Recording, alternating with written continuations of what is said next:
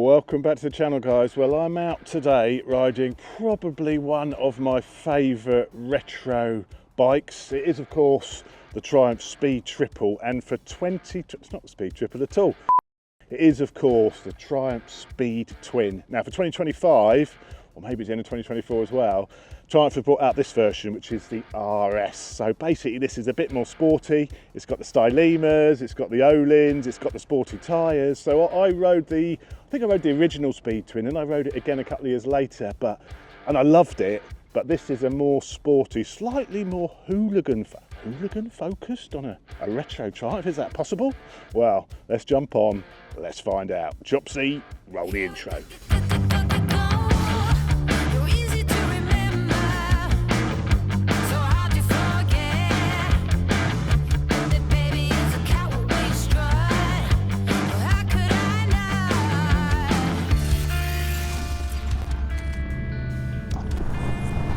So the Triumph Speed Twin, as I said at the beginning, I have borrowed and ridden this a couple of times in the past, and I really liked it.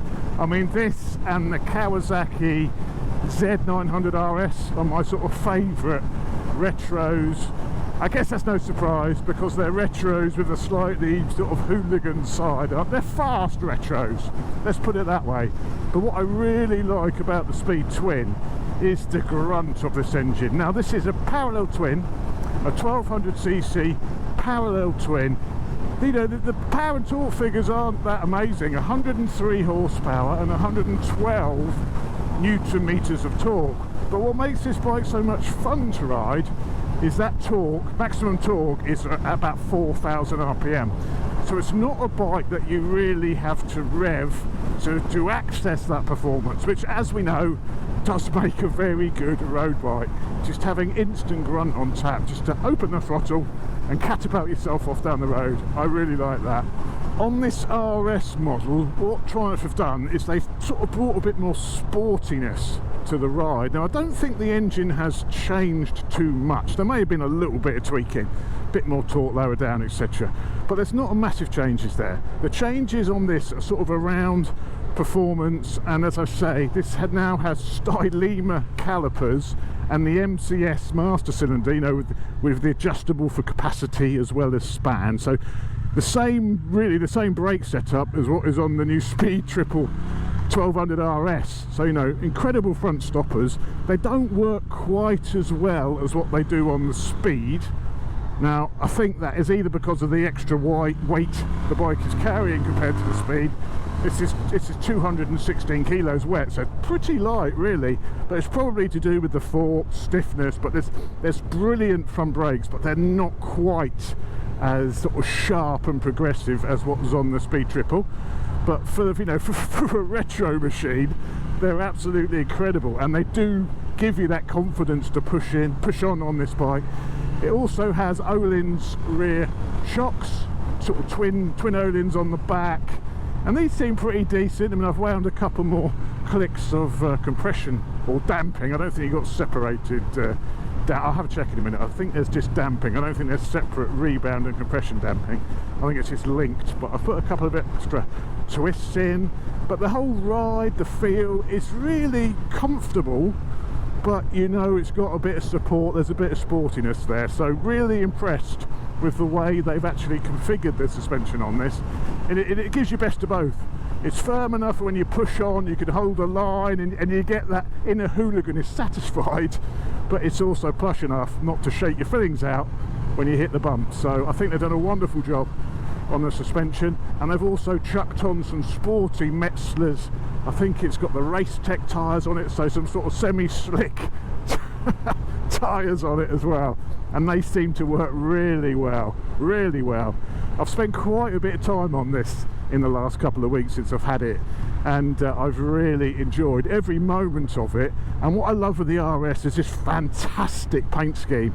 This I can't think what they call it, flame orange. It's absolutely gorgeous, this paint finish, and I really like the sort of little styling they've got, the little pinstripes down the side of the tank. I think this bike looks absolutely incredible. The bad news, all that loveliness does come at a bit of a price. This bike is almost £15,000. I don't think it's got a quick shift as well. Yeah, it's got a quick shifter and blipper as well. I mean, a blipper on the Speed Twin. Listen. Open the helmet, might better hear it better.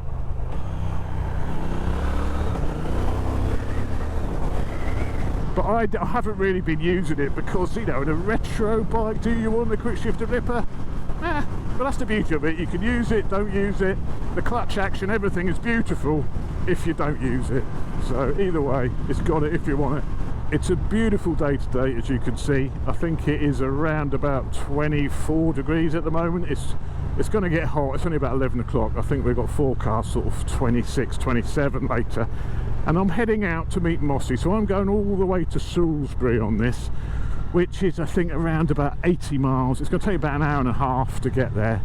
So this will be the longest trip I've done on this, and I thought, I've got to go to Salisbury, what shall I bring out? And there was only one bike in the garage. I fancied riding all that way, to be honest, in the sunshine, and it was this.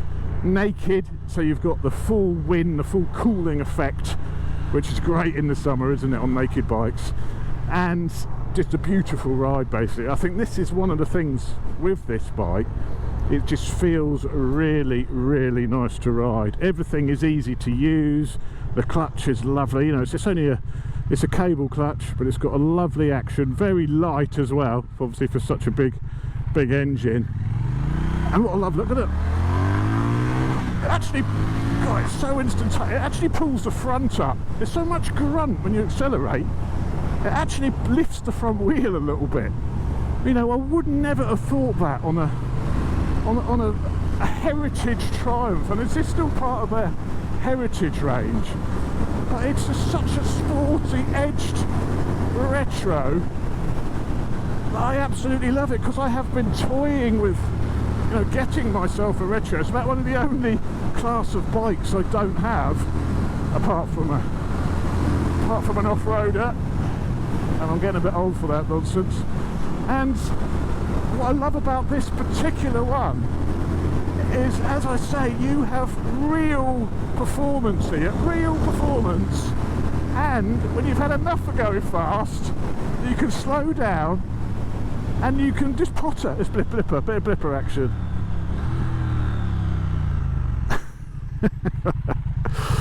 Oh, it's a good fun bike. Let's see if we can get the wheel up. Yeah, a little bit of wheel in it. When you change gear, it's so instant into the next gear. It's such a shame my leg's buggered because I can't use the quick shifter. But I'm sure when you're revving it, it would be really, really good up through the box. I mean, even I'm going quite quickly down this bumpy road, but the suspension is dealing with it really well. So the suspension is plush, lovely. It's easy to ride. You've got instant grunt from that 1200cc engine. You know what? I think this is my favourite red. I think this is slightly better than the Z900. I think this feels a bit more of a retro than the Z900. Z900 is sort of really just sort of quite a modern bike, isn't it? Dressed up as a bit of a retro. I think this is much more retro feeling. And you don't even have to thrash it. I mean, there's no point really screaming it, because the power is in that mid-range. So you change, I don't even see when I was changing gear, but sort of about 8,000 revs seems to be perfect for actually making some really quick progress on this. And let's just, let me just show you sort of the roll-on potential here. Let's drop it down to 40. Let's go third gear at 30, 2,500 revs. 4,000 revs is when that torque really kicks. It just picks up speed so quickly. I've got to ease off, got a corner coming up. Actually it does, it pulls quite a long way up the rev range. Oh, it does pull all the way to the rev line actually, and I was wrong. If you rev it, it does pull all the way to the red line. So there is there is satisfaction from screaming this engine. I wouldn't have thought so, but it will pull all the way, so you can drag those gears out. You don't have to be lazy with it. You can also thrash it. This is what retro should be like. The best of both worlds. Or maybe not the best of both, but certainly a good taste of both. A good taste of being a retro looking machine. I mean, it does look fantastic. and then also a good dollop of hooliganism thrown in, just to keep you entertained. Are you not entertained?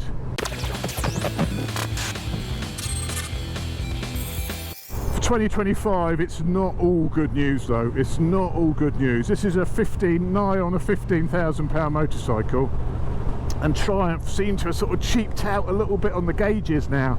Remember the old Speed Twin has two lovely chrome clocks, analog clocks, absolutely beautiful. They're now gone in favour of their round sort of TFT stroke LCD combined dash, which is on all of the cheap budget motorcycles. This is on the 660 Daytona, this is on the Trident. I mean, that just seems like a little bit of a cheap out, to be honest. Where are the two twin dials? That is such a shame they've gone. Those twin dials they completed the retro look of the bike. I don't like that. I mean, it's nothing wrong with it, but it does not look retro enough, and it's the clocks from their cheaper budget range. I don't want to see that on the £15,000 Speed Twin. I'd rather have the new TFT dash they've got, like the one on the Speed Triple, than that, because that is just the budget dashboard. No. I know Lakey. The riding position is very comfortable, it's very upright, you know, it's a very retro position, you know, your back is vertical, you feel like you're sat at the kitchen table. But one thing they've done, they have pulled, or one thing on this bike anyway, I don't know if this is a change or not, but the foot pegs have been moved back. My feet are sort of in line with my hips, so it's got a bit of a sporty position to the pegs. There's plenty of room, it's not tight in the knee, but the foot pegs are back a bit, and I think it does tend to sort of canter you forward a little bit to the bars.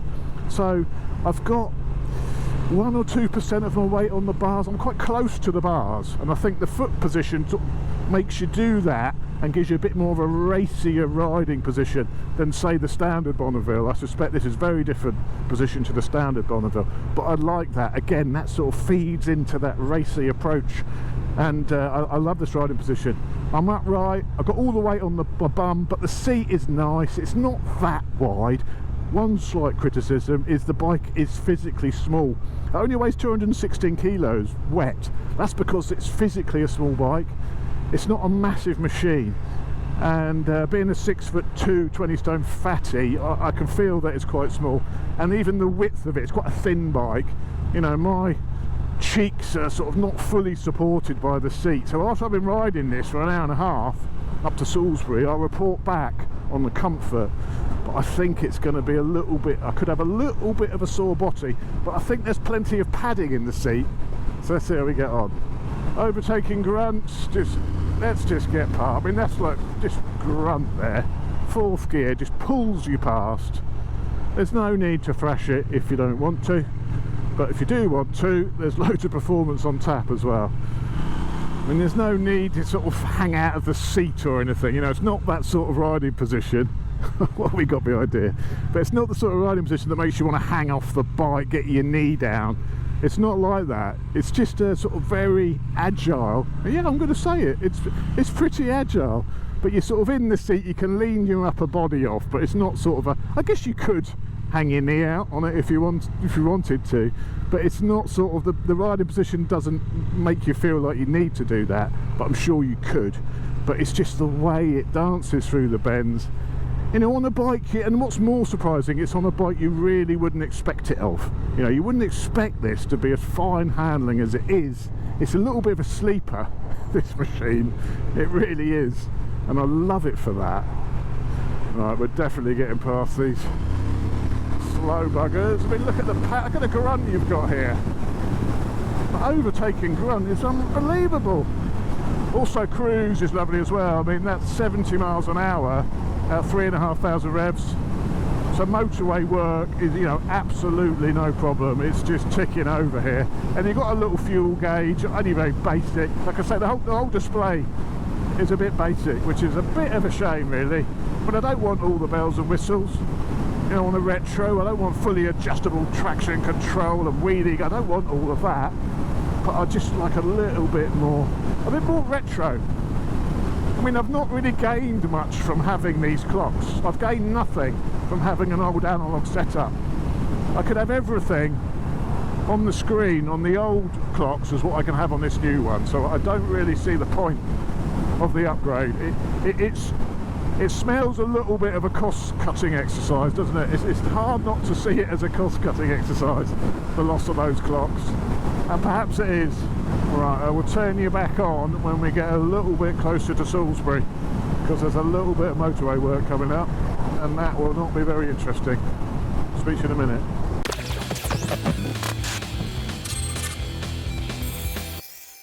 So we're now coming through Stockbridge. I've been on the bike for about 40 minutes, maybe 45 minutes, and yeah, it's really enjoyable. I mean, actually it's so sporty that I found myself going a bit too fast on it and having to sort of think, slow down a bit, you know. It's it's very much you know, a bit of a sports machine, this. I think the actual character of it is it's actually perhaps a bit more of a sporty edge than it is a sort of retro plodder, you know. It definitely encourages you to open the throttle and give it a bit of a thrashing. It likes it. Well, I think it does anyway.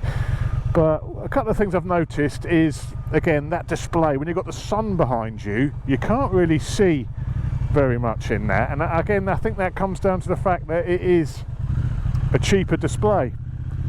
So, you know, if you get a TFT, normally you get the sort of bonded screen, don't you, to reduce reflections.